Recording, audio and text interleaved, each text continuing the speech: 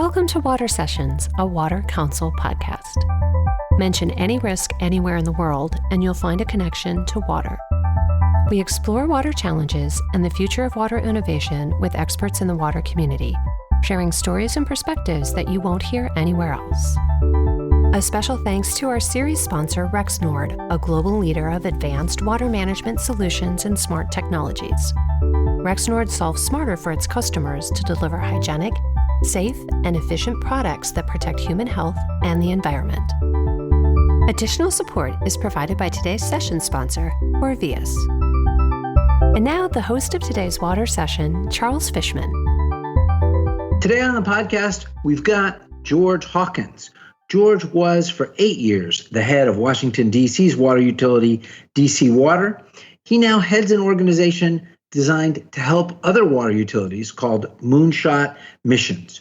George was an unlikely addition to the world of water in 2009 when he was appointed to head DC's water utility. A graduate of Princeton and Harvard Law School, he had no water utility experience at all. As the head of DC Water, he was famous for two things: wearing a white DC Water uniform shirt with a name patch stitched on it, so he looked more like a guy who would be driving a DC Water utility repair truck than the guy in charge, and showing up at water main breaks. For about the first 18 months of his tenure, George Hawkins went to every single water main break in the city, regardless of when it was, 24 hours a day, 7 days a week, as a way of doing three things. First, flying the flag. Second, a way of meeting his own staff, who were often out in terrible December or January weather in the middle of the night, fixing a water main break, and here was the boss. And third, meeting his customers. As George Hawkins would be the first to tell you, when there's a water main break in people's neighborhoods, they pop out their front doors and want to know what's going on. And for that 18 months, there was the head of DC Water to talk to them about their experience as customers and also to tell them a little bit about that water main break. Thanks for joining us, George. Charles, I am delighted to be with you this morning. So after you left DC Water, you founded a nonprofit specifically to try and do for other water utilities what you had done at DC Water, which is help make the way the water utility works more efficient and more effective. You spend a lot of time talking to people who work at water utilities and run water utilities. You also helped create the plan to reopen Washington, D.C. The pandemic was quite serious here in Washington. Tell us at this moment, in the middle of 2020, what are you hearing from the water utility people you've been talking to, the cities that you've been talking to, and of course, your own city? You're still with us in Washington, D.C. What's the mood and what are you hearing? I think the overall mood is, and I know pride goeth before the fall, but there's a feeling of pride in the water industry of how, and I use the word magnificent, but how well the water industry has held up under the challenges of a global pandemic. Water is the universal protective approach to protect yourself from the coronavirus, so it becomes all the more important. It's sort of astonishing to me that the degree to which that service has been delivered in almost every community without any question and without any pause, despite monumental changes in the back office. I mean, how the operations are done, how shifting is done, where people are working from, how interactions are undertaken. It's just been this enormous change in the day-to-day operations of utilities for the reasons we all know. Yet the outcome has been still the delivery of this service. So I think there's a great sense of purpose and mission. Now, second is there's a lot of worry. It's coming home now. Back in March and April and even in May, the billing that was coming into a utility would have been for months or quarters before. So the downturn in revenue hadn't really hit yet. So we had heard it, you could see it. The restaurants are not open, the office buildings are nearly empty. Now that the reality of that revenue stream is coming to the forefront, and it's a brutal reality. DC Water is projecting a $50 million shortfall in their fiscal year, which ends at the end of September, and projecting a $100 million shortfall for fiscal year 2021. That's about 10%. It's not quite, but that's about a 10% loss, which is sort of hard to imagine how to incorporate. I actually can imagine how to incorporate, but then you go through really, really difficult decisions about how you're going to manage a utility with such a revenue loss. And that's in an area that's been relatively well off in the Washington, D.C. region. You take that parallel to utilities that were already struggling in January and February because they were in an area with not an economic underpinning that was growing, and they were already in financial distress, and the reality of the current finances are brutal. By the way, for the city, it's the same. The city coffers, every city has been hammered by coronavirus, not just on a human scale, which has been tragic, but on a financial scale. And those realities are coming back. That's driving this push to reopen, to get people back, because there's all these consequences to the lack of revenue. And yet there's also the parallel worries about, do we push too fast? And what are going to be the health consequences? This is a very pivotal moment in most places right now. It is amazing. Water systems, you would say they rose to the occasion, except for all the rest of us, it didn't look like anything. We could not have battled the pandemic without the water system working. And yet water is taken so for granted that people wouldn't even imagine that the pandemic would affect water. And yet water utilities are pretty leanly staffed, if not thinly staffed, in terms of expertise and their own budgets. Right. It's an in-person event. You cannot, in fact, sit on your couch and turn valves. Right. So tell us what had to change from your experience at a water utility so that nothing changed. It's a great way to look at it. What had to change so that all the rest of us took the incredible service that water is for granted, just like we did before the coronavirus. I put the response of water utilities to the coronavirus in 4 stages, so like the 4 stages of grief. The first is an emergency response. And when you first get the call, we're going to have to do social distancing. We've got this concern about transmission of this deadly disease. The steps that you put in place, utilities have very good muscle memory. In the hurricane, you shelter in place, you stagger your workforce, people work at home, only essential people come in, or a snowstorm. And you're used to doing that to some extent. And every utility has been through that fire drill many times. And so you hit that button. And that part of the response is fairly straightforward for a utility because they've done it before. This is slightly different, but staggered workforce, keeping people at home, only essential coming in. DC Water, we did that every winter in big storms. The second stage is governance. So now this isn't a weekend or a week or even 2 weeks. This is now months at a time. How do we run our governance, our finances, our procurement? How do we do customer service when we have people working at home and not coming into the office? And that was a much heavier lift of building systems and networks and authority. Can I run a board meeting virtually or not? And will the procurement decisions be made? And how do we do the Open Meetings Act if it's all virtual? There was a tremendous amount of effort behind the scenes to make sure that could happen. The third and fourth phases are the phases I believe we're in now. So the first 2 were done very well. A lot of scrambling. The trade associations stepped up with good models and examples of how to do it. So we learned from each other. A very good trade of the water world. The third, which is how to run with 30% less revenue, that is a reality that everyone is facing. And to me, the fourth will be, how do we permanently change because of the prior 3? As everyone calls it, the new normal. Actually, I'm very hopeful for that 4th stage. I was talking to the city administrator of DC. We worked together during the banking crisis. And one of the things we were reminding ourselves is that we were most creative in the banking crisis, not when DC was growing. When the necessity of running agencies at lower budgets and constrained revenue came to the forefront, we became really careful with it's not that we were not careful with it. It's just we were careful with every dollar because we had to be. I couldn't hire more people. So how can I use the existing staff?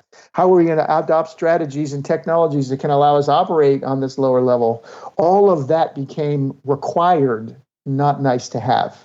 That's what I'm hopeful for the 4th stage, that what we're permanently going to be able to do is adopt strategies that helped in the first 3 to make utilities permanently less expensive to run, which will be great for our ratepayers and the affordability of these services.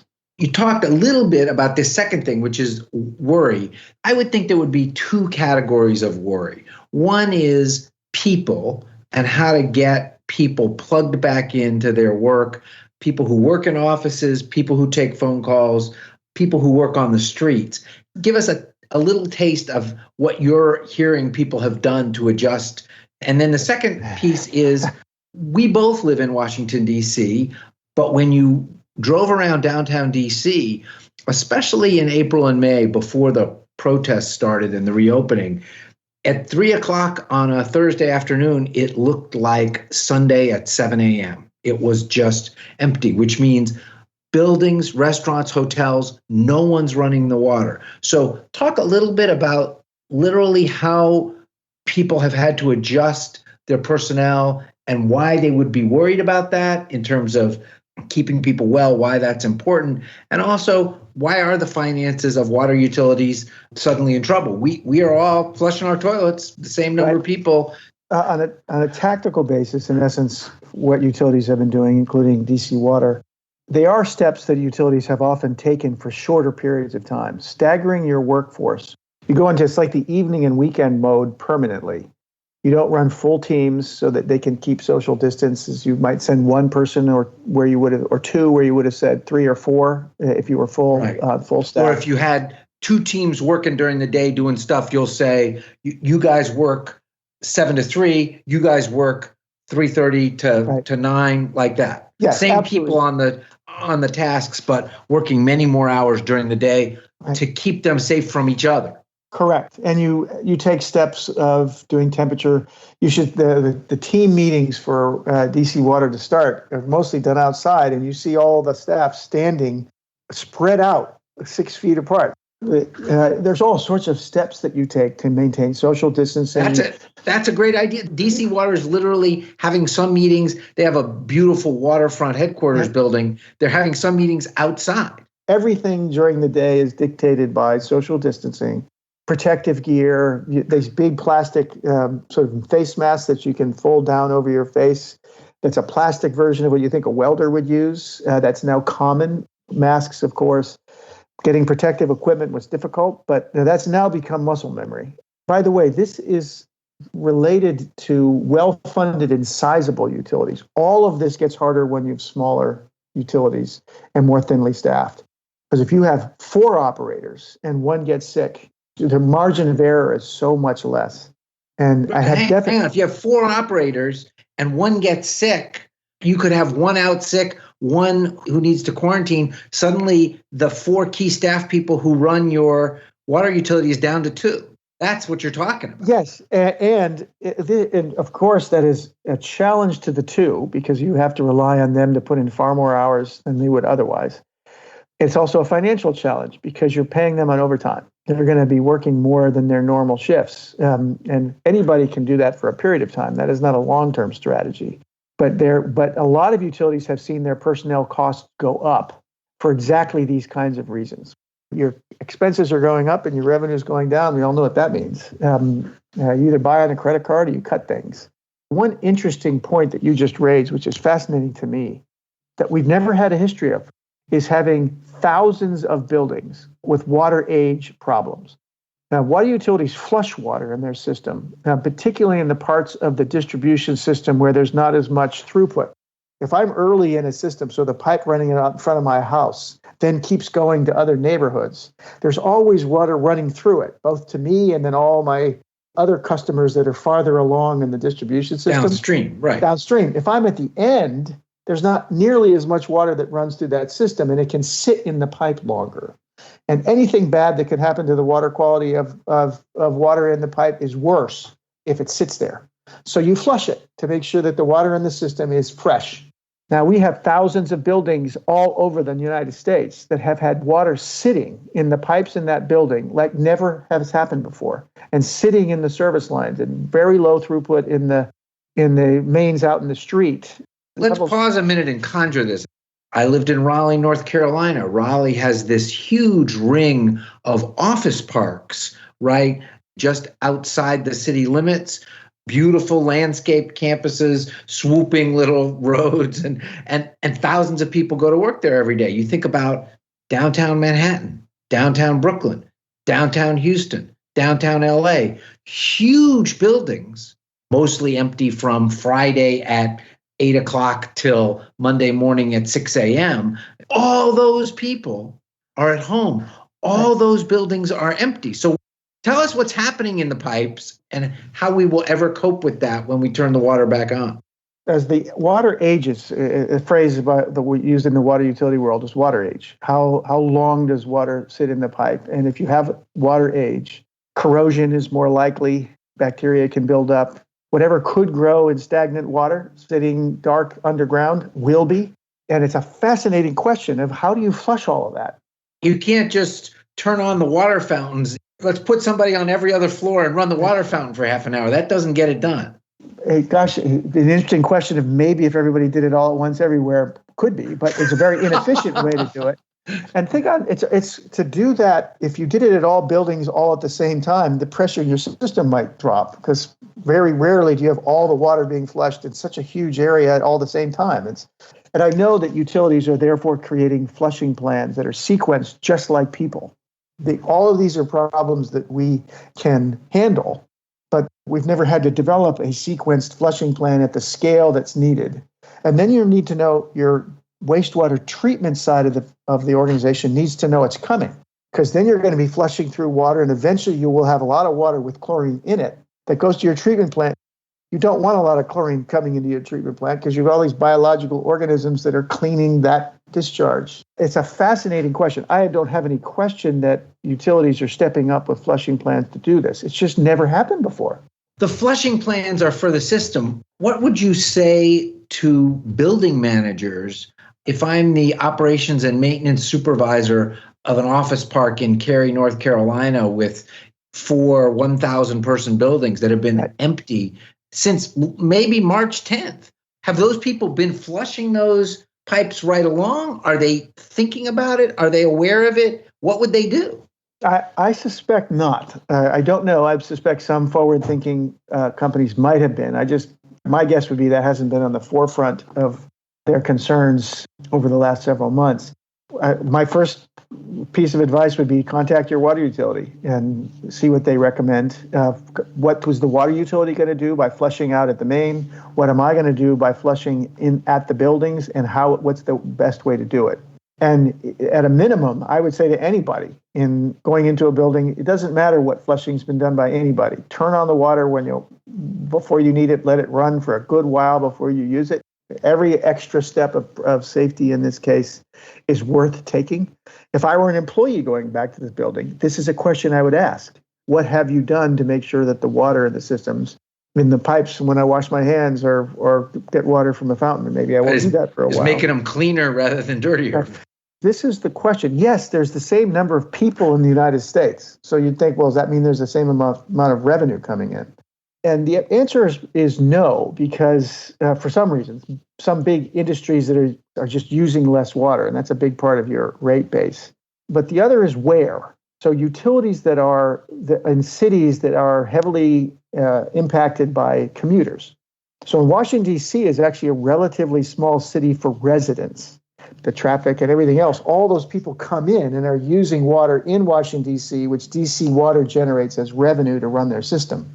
All those people don't live in D.C. They live in the regions of other water utilities. So big city utilities that rely on commuters and tourists and all the people that come in and add to the population of that place are hurting the most because they've seen the biggest drop-off. Some of the utilities that are mostly suburban, where people are actually home more and are using more water at home, have actually seen some slight increases.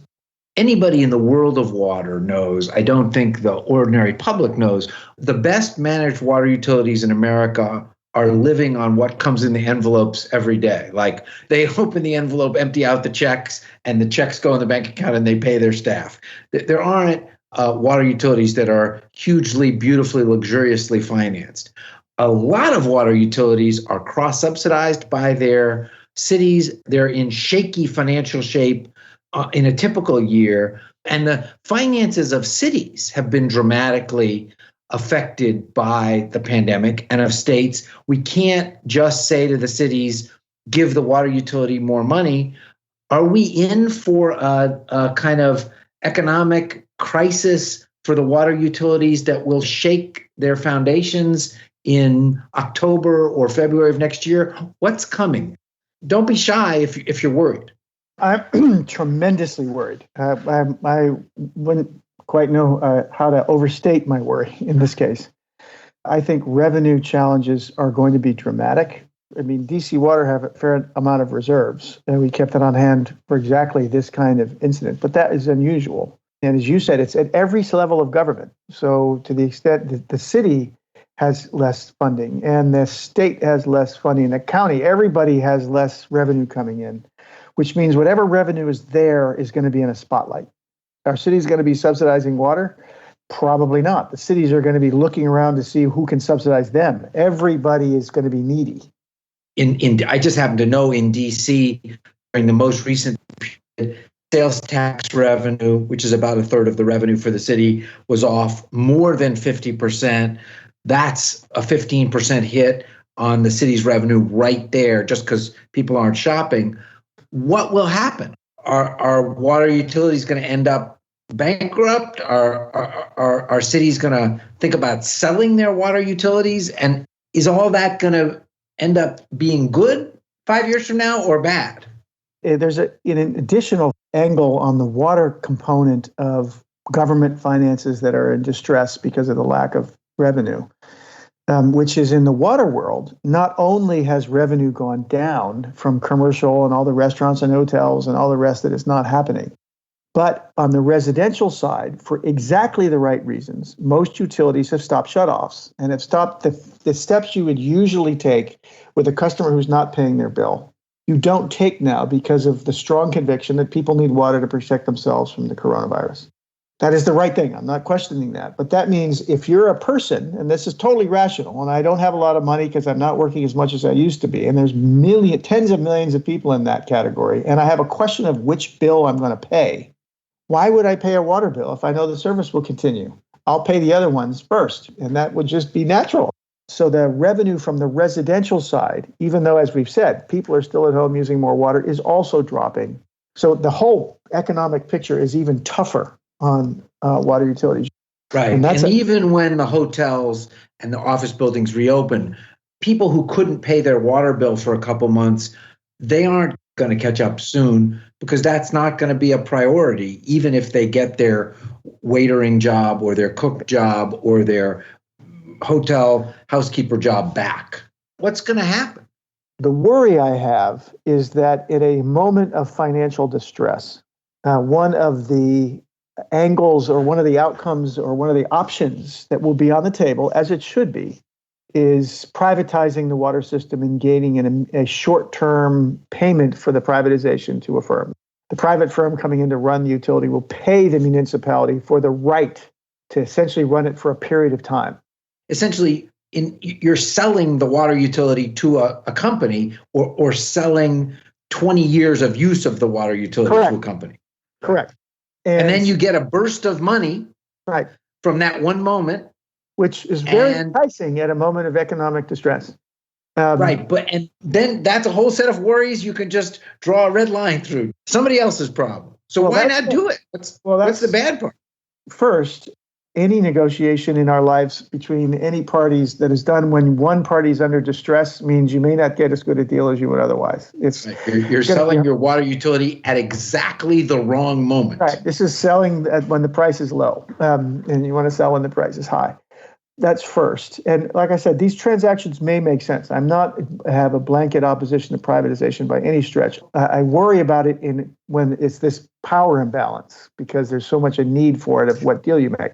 There are reasons to quote unquote privatize, to take a public utility and hand it off to private operation. And it's not clear that you can make the right judgment about those reasons, whether it's a good idea or not, at a moment of distress like this, right? Correct. Finance is only one of them. Maybe it's better to keep the utility in-house, tough it out, and there are huge advantages to that for the people who rely on the water system. And what usually happens, so you get a $50 million payment, whatever the number is up front, and you sell your water system for a period of time. You pay that back. Then the fee that you then pay per year to the private operator to run the system. They're not giving $50 million for free. They have shareholders. They need a return. So they amortize that, and it's like a mortgage. So each year thereafter, you're paying that back, plus the operating costs, plus a return to investors. So the private operator has to develop tremendous efficiencies in order to make that picture work. And that's the question to me. And I'm not opposed to it. And there's many very fine private operators in the country. It's this power imbalance that makes me worried.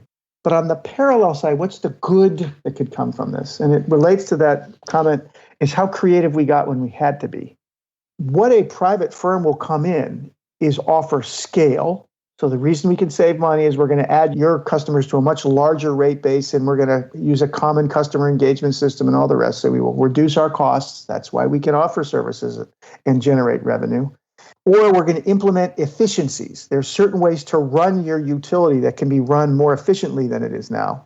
The third way, which isn't so good, is we're just going to stop spending money on things. And then you worry about the long-term health of your system. But the first two can be done without privatization. There's no magic there that is only a private entity can come in and drive efficiencies, and only a private entity can enable scale. There are lots of models out there, and this will be the impetus to look at them. I'll tell you a quick story, Charles. When we did our capital budgeting at DC Water, and this is pretty common throughout the industry, you segment the potential projects you have into categories. The highest category is regulatory mandates. The next category is if you have a public health issue. And the last one I remember we called good business practices. By doing it, we can run the place better. But that was always last, because that's a public sector's strength, is that we focus on water quality and doing these things. And no matter what, we're going to achieve that. That's a public sector virtue. What is not as strong is, why doesn't that final quadrant, which is business efficiency, dictate all of the rest? We don't pick a project in any category unless we have fully investigated how to do it in a way that is most efficient and most effective. We're adopting the strategies that allow for remote sensing so that personnel can stay apart, so there's a public safety matter to it. There's just innumerable projects to run more efficiently. That's why I formed Moonshot Missions, was this message.